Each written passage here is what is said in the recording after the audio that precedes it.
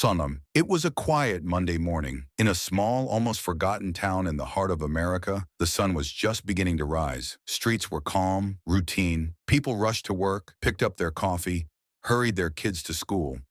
Everything felt ordinary until someone noticed the man.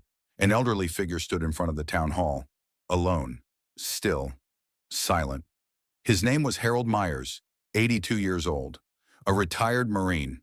Wearing a faded military jacket adorned with old patches, he held in his arms a carefully folded, weathered American flag. His boots were planted firmly on the ground, his back was straight, and his eyes weren't looking at the people walking by. They were fixed on something far away, perhaps not in distance but in memory.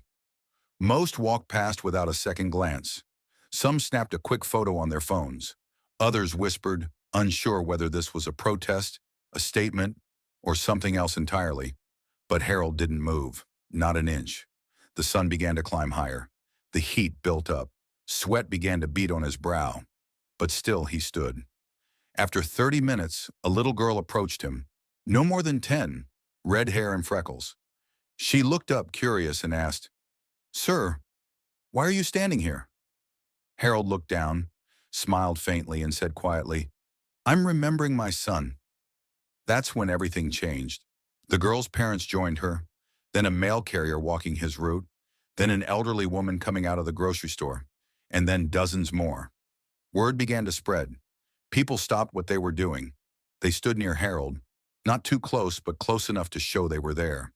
They didn't speak. They didn't need to, because soon everyone knew. Harold's son, Daniel Myers, had died 20 years earlier, a soldier like his father, a rescuer in a combat zone overseas. Daniel had saved 5 of his comrades in a firefight. He was shot by a sniper while dragging the last man to safety. That flag in Harold's hands? It was the same one that had been folded and handed to him at Daniel's funeral. For 2 decades, Harold had kept his grief private. But this Memorial Day, he wanted to do something different, something visible, something silent, something powerful. "I couldn't let the world forget him," he would later say, "or forget what it cost." As the crowd grew, someone brought a chair. Another brought an umbrella. One person pulled out a small speaker and played taps. Nobody spoke. Some held their hands over their hearts. Others just stood in silence. And then came the moment no one expected. 3 hours in, Harold's legs began to tremble. His breath grew labored. That's when a large bearded man in a motorcycle vest stepped out from the crowd. There was tension. People weren't sure what he was about to do.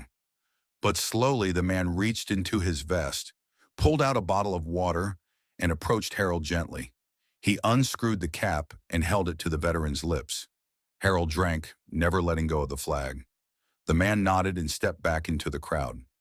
Moments later, another person brought a small stool and placed it behind Harold. Still standing, he shook his head. He wasn't done. A breeze passed through, lifting the edges of the flag in his arms. He clutched it tighter. The mayor arrived next. She walked up to Harold, her voice soft but steady. "Sir," she said, "I think we forgot what Memorial Day is truly about. Thank you for reminding us."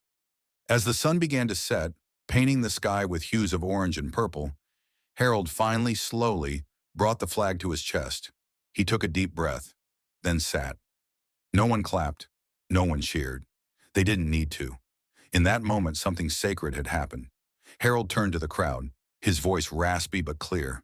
"Today, I honored my son. But more than that, I honored all of you. Because you reminded me that he didn't die for nothing. He brought us together. Please don't judge each other by what you see. Judge each other by the weight of the heart inside." 3 weeks later, Harold passed away peacefully in his sleep. But before he did, he received something he never expected. Letters. Dozens of them. From the soldiers his son had saved. Each letter carried a different voice, but the same message. "Thank you. He saved my life. I live for him now." Today in that little town stands a bronze statue in front of the town hall. It's of an elderly man holding a folded flag. And on the plaque, beneath his feet, are 5 simple words. "He stood so we'd remember."